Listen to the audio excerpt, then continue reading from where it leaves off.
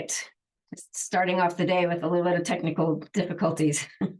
Hello, beautiful, sensitive souls. Welcome back to Surviving to Thriving, where we address how to move from struggle and surviving in a world that's just too much, too big, too fast, too busy, especially during this season. And we move to a place that's just a place of calm and actually enjoying and thriving being as being a highly sensing person.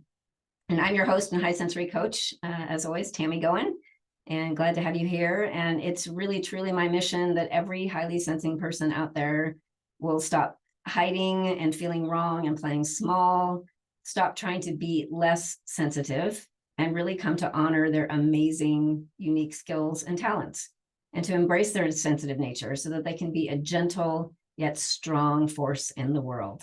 That is why we're here. And this is, my anniversary month and my anniversary show. 1 year ago today, I started on Win Win Women, doing this show just for highly sensing folks. And it's been quite a ride. And I love sharing information about high sensitivity, anything related to that, anything that will help those who are highly sensing, providing tools and help with minimizing that overwhelm that can be so inherent seemingly in the experience of being highly sensing, and really talking about ways that we can honor and accept it and really allow that to be our superpower. And I've loved interviewing my various guests from all over and from various genre and various areas of expertise, and just learning from their experience and their wisdom. And I look forward to doing more and more of that in the future. And I would really love to hear what you would like for me to focus on in the coming year.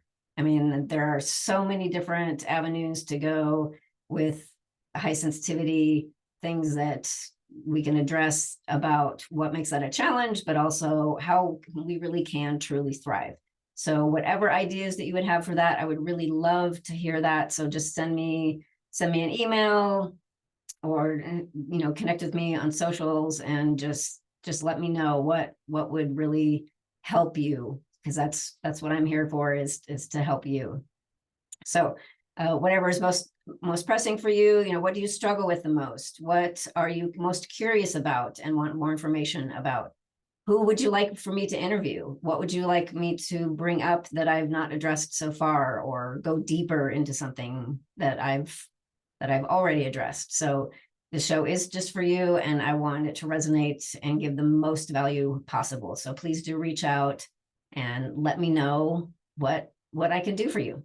And this week, I'm going to start a month, as we're going through our busy schedules with the holidays here, and focus on burning questions that people have. And I've guested on quite a number of podcasts and radio shows and various other interviews, and have had different people calling in and sending in questions. And so I'm going to be addressing some of those. Some of them are very, very common.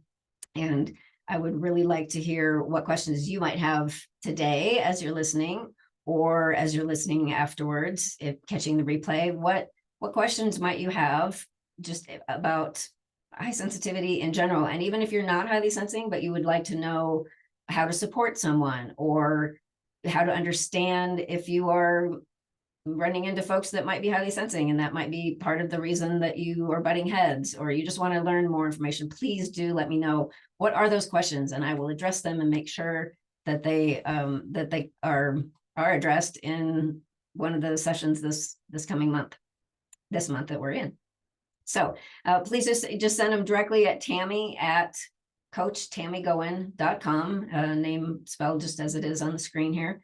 And I will bring those up next week or the following. And I can't wait to see what other questions you come up with, if there could be some that I haven't heard yet. So I want to start, as I often do, with a quote. And I found a pretty robust, lengthy one today, but it's really great. So I'm going to start with that. And this is I'm not even sure where this came from, to be honest. I just found it online, but from Anton Saint Martin. And the quote is, "Highly sensitive people are too often perceived as weaklings or damaged goods. To feel intensely is not a symptom of weakness, It is the trademark of the truly alive and compassionate. It is not the empath who is broken. It is society that has become dysfunctional and emotionally disabled. Excuse me. There's no shame in expressing your authentic feelings. Those who are at times described as being a hot mess or having too many issues are the very fabric of what keeps the dream alive for a more caring, humane world. Never be ashamed to let your tears shine in a light in this world, to shine a light in this world. There's just so much of that that I love and that is so pertinent, because one of the things I've talked with, and anyone who's highly sensing experiences this, being, told that we really are weak, or there's something wrong, or, we feel like damaged goods. We feel like it's not okay to feel so intensely, or we just don't like it. Excuse me. And it is not that we are broken, and there's no shame, or there should be no shame, right? I don't like to use shoulds much, but if we're looking at the global culture, I think that's a should. It should not be that way for highly sensing people to feel shame. So looking at all parts of that amazing quote, having authentic feelings, and that's a really good thing. And if we are really different from someone and things are coming up and we seem to have all these issues, it's because we're paying attention to so much more than average. And things really are important to us. They have a lot of meaning. And we use that to make amazing things happen in the world. So I really, really love that quote. I find so many amazing quotes when I'm trying to find things for my show or for my newsletters. And I love that there's so many people out there talking about all of the things that help us in life in general, but especially anything pertaining to high sensitivity. So when I can find one like that, I'm very excited. So let's consider some very common questions. And I'm sure some of them you'll relate to at least a little bit, maybe a whole lot. And before getting to those that people have phoned in or emailed in, one thing I hear very frequently when I'm explaining high sensitivity or connecting with people on networking events or whatever, and explain what I do, what I hear a lot of is people wanting to understand better, or just having myths about or confusion about what sensitivity is really like, and how do you know if someone is highly sensing. And so one of the things that I usually respond to on that is, what is it like to be highly sensing? It's like being a giant sponge. You've heard this before if you follow my show, or like a giant sponge without all the filters that everyone else has. And if there's constantly stuff coming in, way more than average, because we don't have those filters, and we give a lot of meaning to everything, then one of the biggest things that's experienced tends to be that feeling of overwhelm, or like life is just too much. There's just too much going on. There's too many, extraneous noises, smells, lights. All of that kind of stuff. There's too much energy. There's too much just chaos or things going on. There's too much of people not taking care of each other and being humane and taking care of the planet. And all of that kind of stuff tends to really weigh on us, because we are sensing everything at such a deep level. So that really is a lot of, what it's like to be highly sensing, but also how do you know if someone is highly sensing? They're probably struggling with those very things, and they might talk about them a lot, or they might say things like, all I ever do is hear, I'm supposed to not be so sensitive, or I'm supposed to just let things go and let things roll off and not pay attention to so much stuff. And that just doesn't work for me. So I get that's very, very challenging. And so some of the other things to look at, what is it like to be highly sensing, or how do you know if someone is? We have this level of compassion and empathy that tends to be much stronger. And so we do tend to be those who are, putting ourselves out more, trying to help people or trying to make things okay for them. And sometimes that means we don't have really great boundaries. So you might see something like that in someone who is highly sensing. And we have a very strong attention to detail and things that we notice. are very subtle sometimes, or things that others just don't. So when people are paying attention to something that somebody else says, well, how did you even notice that? Or why are you even concerned with that? It's such a little thing. But for us, we do notice it because we take everything in, all at once. And it might be really important to us, even though someone else doesn't think so. But quite often, if you are not highly sensing and you're with someone who is, you might notice that fairly frequently. You think, why, or how does that person even notice such a thing? Because it was just not even on my radar at all. And that's very common. So this knowing and sensing, not only like what's in our environment and noticing those little things, but also sensing what others' energies are and what their needs are.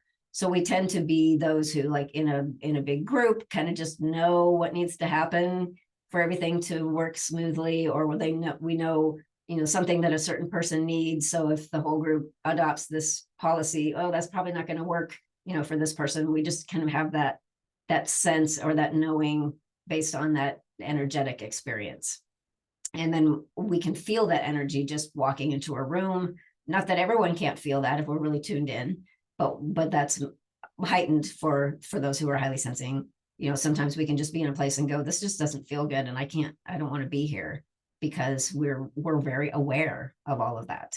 And being aware of, again, the external environment can all be really, really challenging. So if you know someone who is, or if this is you, you're probably highly sensing, that you just, the smells, the sounds, high pitched sounds, or heavy metal music, or something like that, something that doesn't resonate, just, sounds and lights and textures and all of the things that you can think of that might be in the environment can be really overwhelming for us, because they can be really intense. I have a really hard time shopping in like a regular commercial store where they have a laundry section, right? They have aisles of all, like probably two. I go to Fred Meyer sometimes, and they have two giant aisles.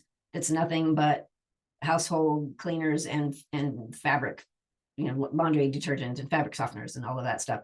And it is so incredibly overpowering that I cannot breathe when I'm in those aisles. And if you are highly sensing and you have, reactions to environmental stimulus, then you're going to probably be nodding your head right now, because it can be super intense, while other people are like, oh yeah, I can smell it, but not a big deal. So those things definitely are part of being highly sensing and experiencing our emotions really intensely.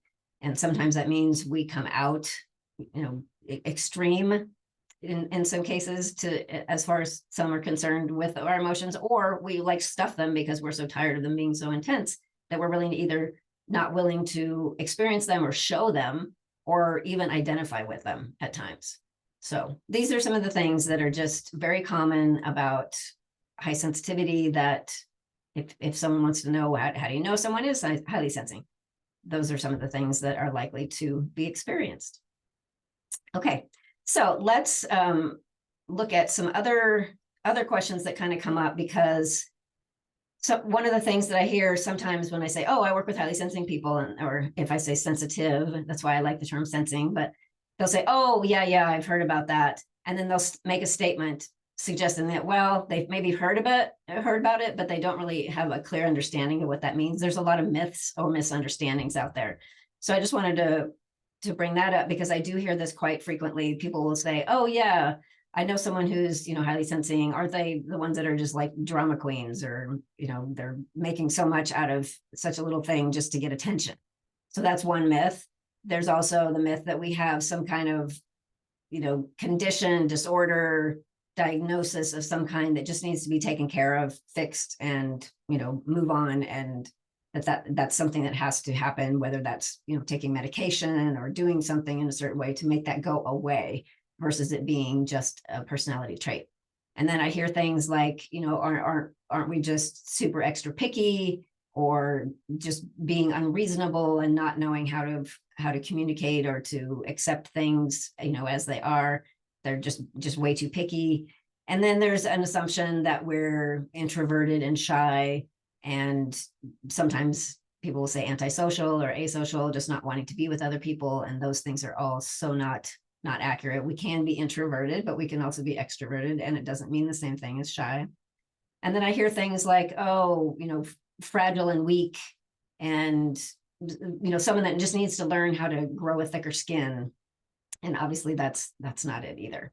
So lots of myths that can come up, and that kind of surfaces with the questions that people will raise, because they've got some kind of preconceived idea of, oh, what sensitivity means.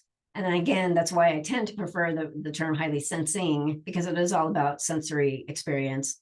And then it doesn't have that negative connotation that sensitivity does these days, it seems, in our culture. So, all right, here's some other kind of somewhat random questions that folks have either phoned in or asked directly or emailed and said, hey, I want to learn more about high sensitivity. This might be me. So some people have asked, when did you realize that you were highly sensitive, and how did it change the way you approach your work? And so if you have heard me talking on this, some of this will be a repeat, some of it will be new, but I didn't realize that well, let me step back for a second.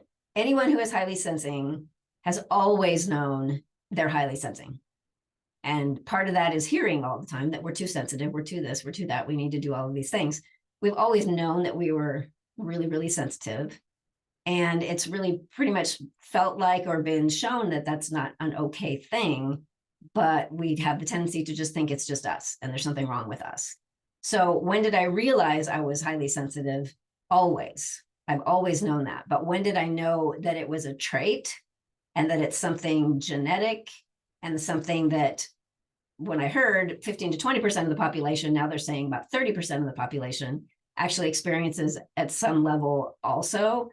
That only happened about 12, 13 years ago, maybe. And it was just because I was having an issue with a friend of mine who is also my business partner. We're butting heads, and I'm just not feeling supported at all. She's thinking whatever she's thinking, but the experience was just like, oh, can we just get past this? And I didn't want to get past it because I wasn't feeling valued and supported. And so someone who was helping me sent me to an inventory online. And that was my biggest aha moment of, oh my gosh, that's not just me. There's a reason for all of this. And so how it changed my approach in work is that I started recognizing that all of these positive characteristics of this trait were allowing me to better understand and pick up on what my clients need. And then I come from a place of not only high compassion, but seeing things from all sides and understanding the subtleties of things. And so I was able to use that in my work as well. And so I was really able to hone those even more when I gave credence to, why they were there, and that they were really important. But then eventually I also started recognizing, since I was now so aware of what this trait meant after going deep and learning more about it, that the majority of people who were actually finding me, like follows like, I guess, right, were highly sensing as well, whether they knew it or not at the time either. And so my focus really started shifting into helping people learn how to manage in a non-highly sensing world as a highly sensing person. And then I also started hearing folks saying, I've had counseling or coaching in the past, and I could only get so far because I just didn't feel truly understood or supported or heard even. And so then I realized that that was really a niche that was not being met. And so that's why I've decided to focus on working primarily with highly sensing folks, because I get it, I've been there, and I understand the experience and how to move beyond that, and to support my clients by not saying, oh, you just need to, and then, fill in the blank of be more normal or be more like typical folks would respond in this way, and just get over that, basically. And that's what they were hearing a lot. So that's really helped me a lot to help others, to help my clients. Okay, so another question is there a way to detect a highly sensitive trait through testing or sessions with a professional? And this is a really great question, because some people will say, oh, did you show up that way on some test or something? And we do have inventories. There's one on my website. You can go just to tammygoen.com, coachtammygoen.com, and right on my homepage is a link to take the quiz, and you'll find out what, how you rate on there. My quiz is based on the first one ever to come out by Elaine Aron, and then a bunch of others that have come along since then, and all my work with my clients and then my own experiences. And so I've kind of tailored it to that. It's nothing definitive for sure. It's not been studied, mine, but Elaine Aron's, hers was all based on her research. So it's all based on, real experience for those who are highly sensing. But it's not something that's in the diagnostic manual. It's not something that is considered a condition of any kind or disorder. It really is just a personality trait. So there isn't testing where you just say, oh, I wonder if I'm highly sensing. I'm going to go see, a doctor or whatever and have this test. That doesn't happen. And there's no blood test. There's no way to say, well, although, I mean, if you had unlimited funds and you were just curious, you could get a variety of brain scans, because the brain scans actually show differences in the highly sensing brain versus the non-highly sensing brain in a variety of areas. So there is stuff out there that will kind of give us that hint, but not on an average, daily basis.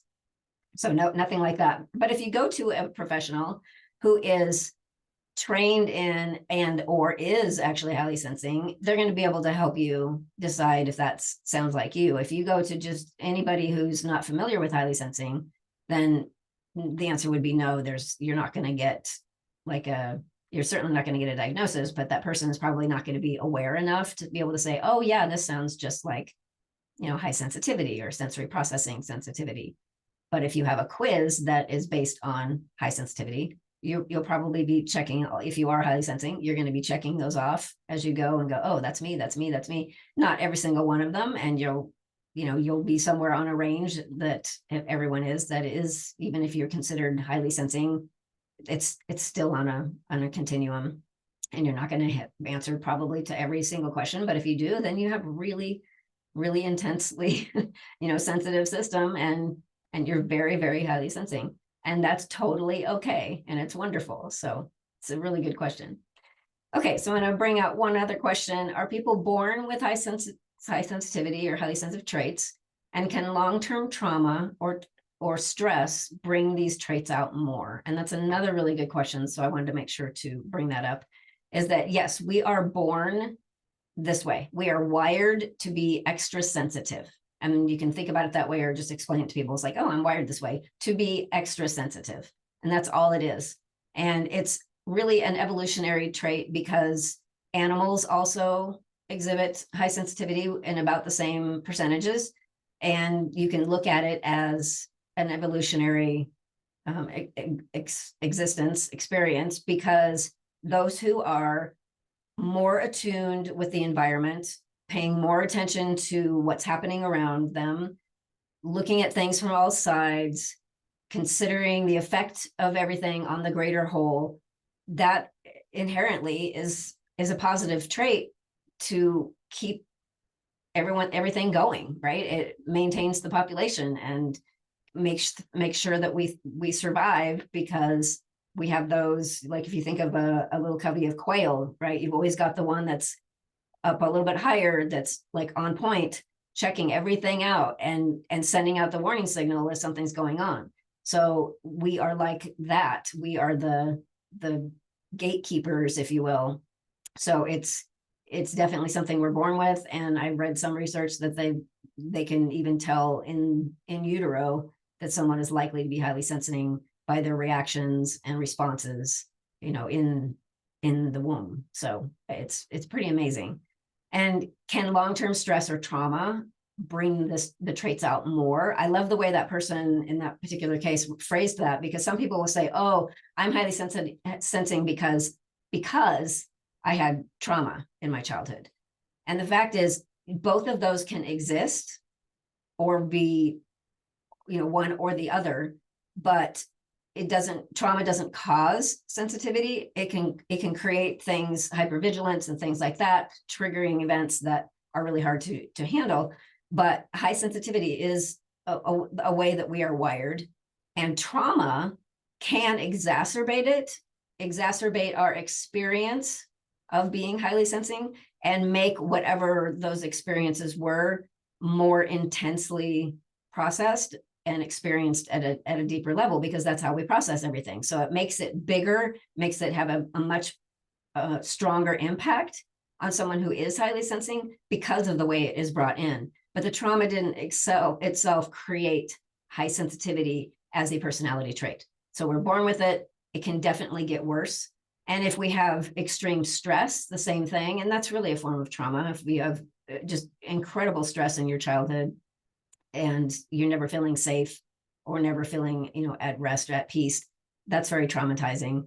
And so the same idea, if there's enough stress going on, we're already more likely to be stressed by all of the input that's coming in constantly, right? We have those buckets, all the inputs coming into one, and we have our own reserves, and they get really out of balance, and then things are just really, really challenging. So if there are more stressors in our lives, then we're going to be, completely out of kilter, off kilter for, much more easily, sooner, more intensely.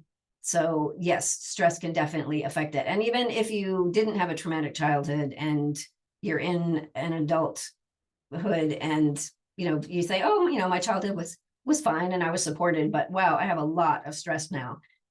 And you might notice that your sensitivity reactions, your way of dealing with the world is more intense now. It's harder to manage everything. It's harder to deal in a non-sensitive world because so much is going on and that's affecting your nervous system. So it can definitely, stress is one of the biggest factors for everyone, of course, right, in our nervous system functioning. And if we're already, amped up because of the way our bodies process things, and we've got so much more information coming in, then if there are more stressors, then it's more likely that we have more stuff going on.